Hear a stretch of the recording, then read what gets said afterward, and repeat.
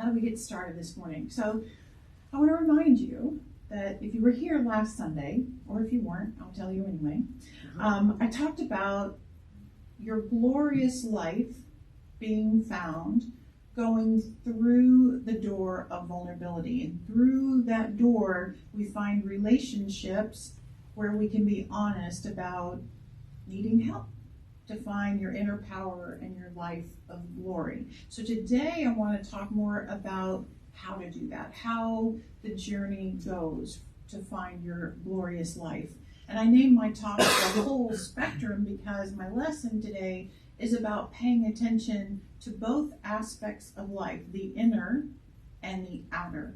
And as I said, the month of May has the theme light in within the shadows, because in order to experience our idea of a glorious life, we've got to learn to pay attention to both the light and the dark, the inner, the inner, the dark that's in here, and the outer, which is the light out here. And I'm going to assume that each and every one of you knows exactly what I mean by a glorious life to you. If I went one by one and asked you what is a glorious life, each of you would share just something a little bit different. But you could describe, what you're experiencing, if you're having a glorious life, how you're spending your time, what you're doing, where you are, who you're with, all of those details. And some of you might even be able to articulate the amount of money you would have or what food you would be eating. You could get really, really specific. In other words, the outer spectrum is something we are very familiar with. Most of us are familiar with it because we've done a lot of thinking about that since we were very young. And most of us were taught that a lot of what happens in our life has to do with luck or fate, right? And it made me think of a little game that we used to play as kids. We would take this folded piece of paper that has 8 possible things all folded inside of it. We used to call them fortune tellers, and maybe you played with them too. But first you picked a color, and then they spelled out the color, and then you picked a number or whatever, and you get down to the end and you open the flap, and you'll find something specific that's your fortune to come. And like say we would be asking it, where will I live when I grow up? And there will be a flap that says really great places like, I don't know, Hawaii. We lived in Colorado, so Colorado or Florida or whatever. But then there would be places like, South Dakota and Kansas too, whatever. Nothing bad about them, but just not quite as fortune as you might expect. And we would fold this piece of paper and play it, read the flap. It was our fortune. My friends and I loved it. We made these little fortune tellers about like ideal boyfriends, like Donny Osmond or Sean Cassidy or Michael Jackson. Okay, so I'm showing my age, but we would also do it with like ideal houses, like a beach house, or Ted was talking about a beach house, or a place in the woods, or whatever. We would fold it open, and there would be where we would be living when we are grown. And you laugh, but we've been trained and fixated on figuring out this outer life and spectrum, because we naively thought that if we married Donny Osmond and lived in a house on the beach, life would be glorious, right? But the point is that we were only taught about this physical outer spectrum of life, and we've been dutifully pursuing that path to glory our whole lives.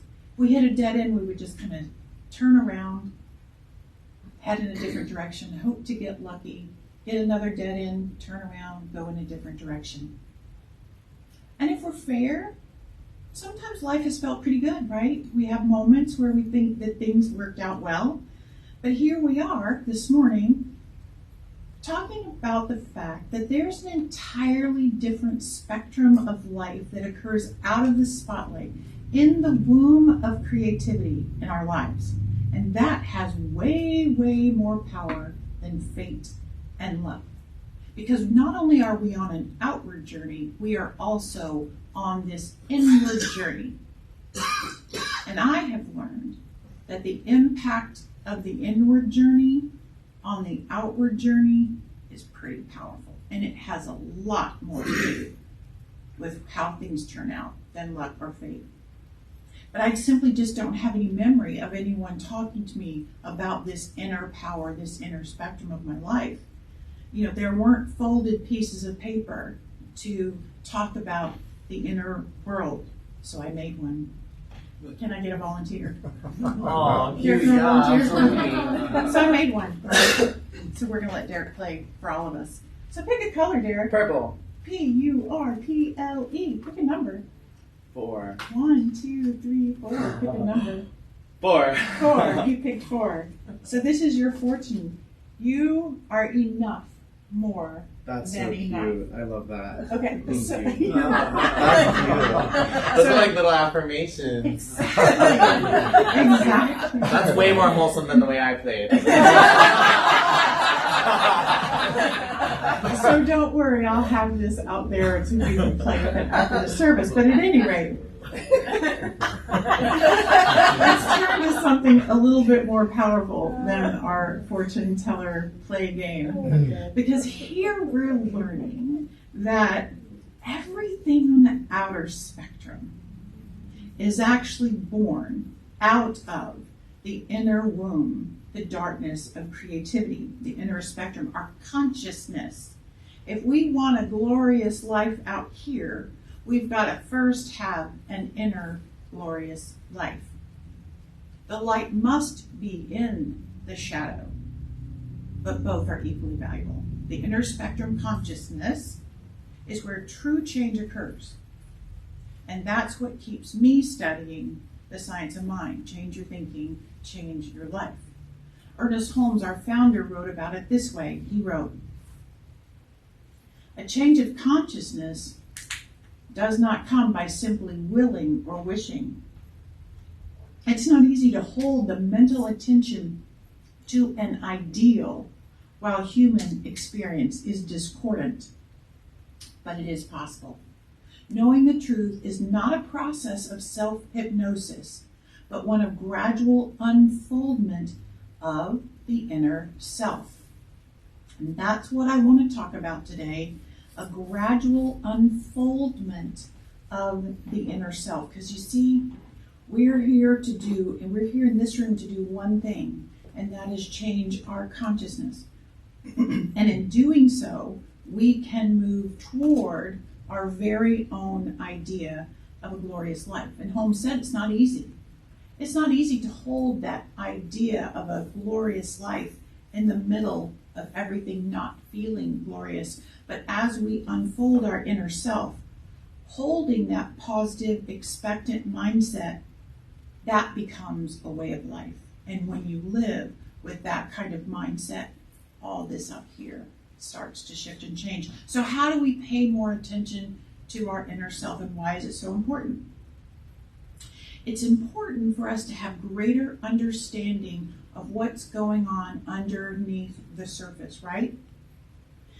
We have more self-empowerment when we are aware of what's under there, our inner spectrum, because we want to make sure our inner world is aligned to the way life works. And when we do that, life works with us and for us. It's a very core teaching of the science of mind. Look at it this way. You have inside of you an inner processing center. We'll call it that. It's operating 24/7 within you. It's your own private processing center. And this center within you is interacting energetically with the universe, the energy universe around you, attracting to you the experiences, and the people that match and resonate with what you are processing in here. It's creating kind of a vibe. You know, I saw a meme on Facebook that said, science calls it energy, religion calls it spirit, and on the street we call it vibe. You're a vibe. And that vibe, that energy that is unseen, is always working in the shadows. And some of the processing center operates on a very conscious level. You're aware of it, easily accessed by you. And then some of it's subconscious and unconscious, and you're not necessarily aware of what's going on. So when you think about it, think about this for a second. You can see how your known beliefs, your known thoughts interact with the world around you. For example, if you know that other drivers are idiots, if you know that,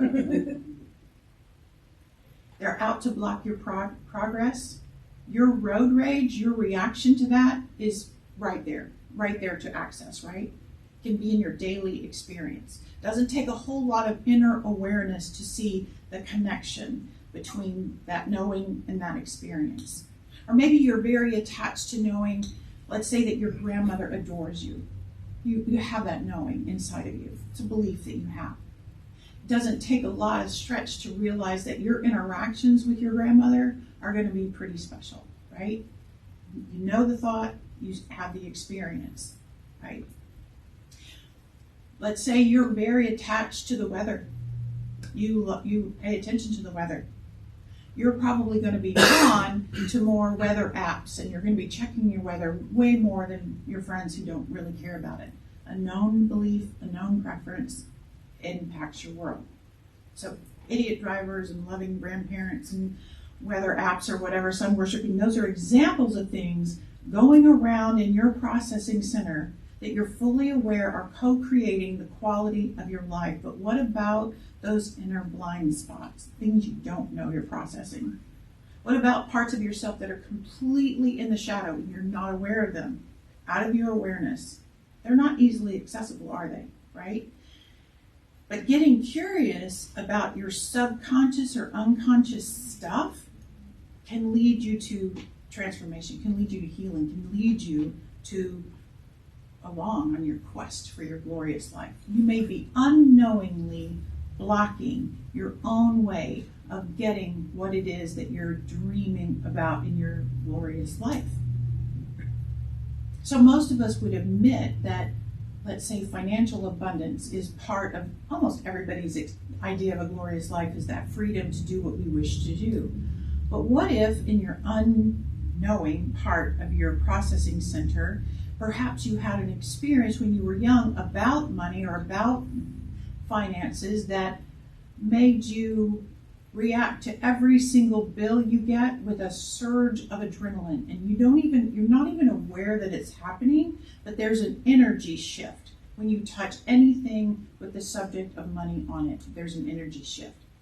That can totally block that idea of abundance in your glorious life. Not aware of it, but it's impacting you. Or how about the almost universal desire to have the right loving companion in life? That's something that you feel would be a part of your glorious life. But what if underneath the surface, out of your awareness, maybe the love you had many years ago broke your heart in such a way that you're reacting to that over and over again now, and resisting that idea that someone could love you and companion you in the way that you desire. So in all of these examples, your inner processing center is simply operating in a subconscious, uninterrupted loop of thoughts and beliefs and preferences, attracting you to those very things: crazy drivers and loving grandmothers and weather apps and financial frustrations and lonely Friday nights. That is all what's going on underneath there. And the world around you seems to cooperate very effectively, actually, with delivering to you what matches what's going on in here. But what if you really, really, really do want the glorious life you're thinking about, right? What if that's the case? You really do want it. It's time to start working with both ends of the spectrum. On the inner level, in the darkness of your processing center in there, that creative womb that's in there, and on the outer level, challenging your patterns, making new choices, all of that. But again, we're so used to futzing with everything out here that most of us don't pay attention to what's going on in here. But the bottom line is, if we don't change the inner, the outer will always keep coming back to your same patterns year after year after year. The outer can't change in really any impactful way until you change the inner. I see some heads nodding. So the Buddhist teaching says this: we can never obtain peace in the outer world until we make peace within ourselves. So most religious thought talks about this somehow. The inner impacts the outer. So I want to tell you that spiritual practices help us bring the subconscious to the surface so that we can look at it. We can become aware of what is there. This inner space is where deep healing can happen, but we've got to access it. We've got to get in touch with it. We can't fully shift what's happening in the processing center until we know what's in there. So for illustrative purposes, let's think about your inner processing center kind of like a factory, okay?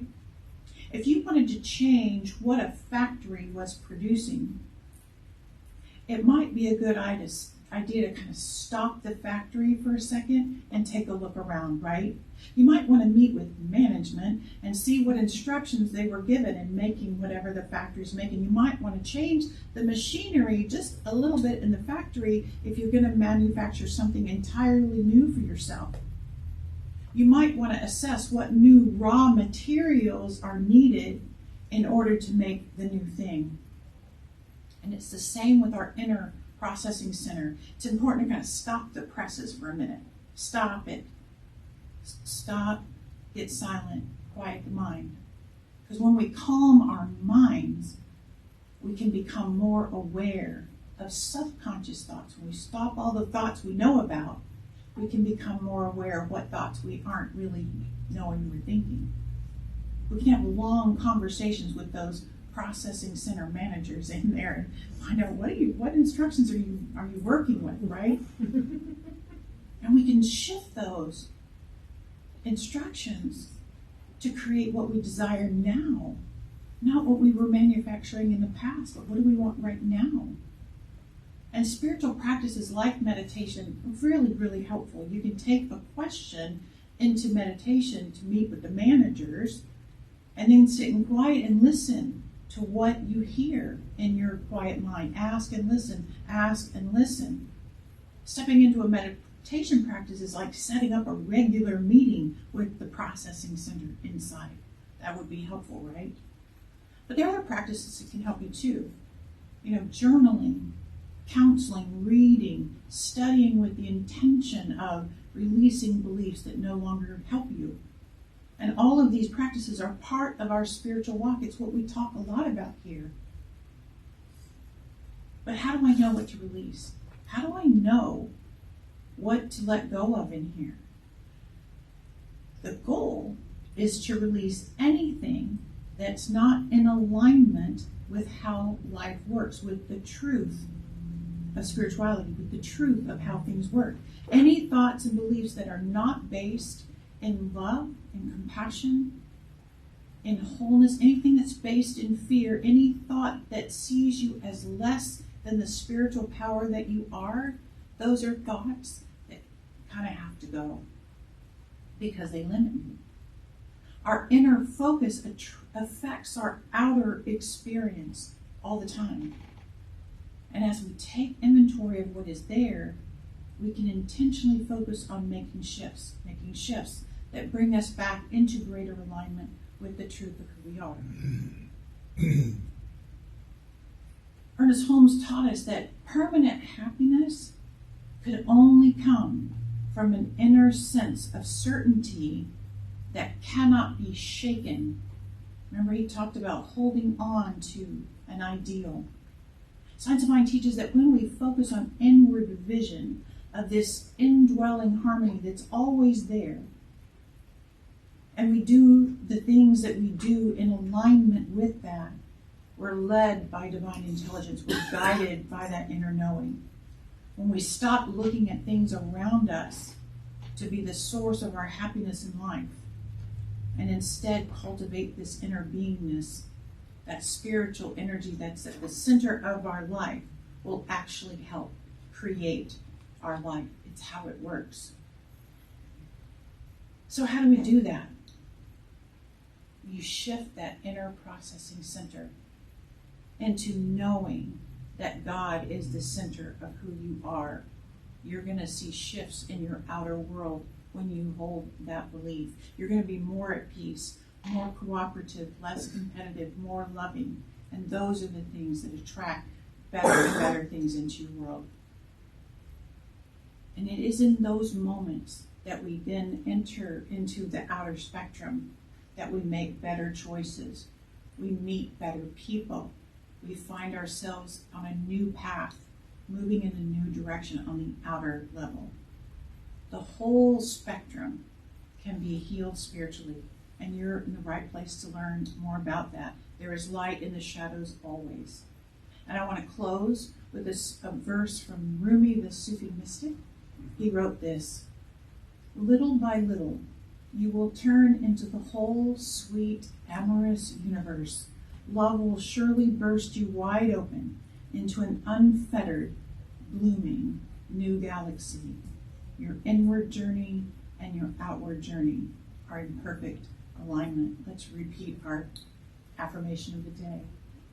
My inward journey and outward experience are in perfect alignment. And so it is. So it is.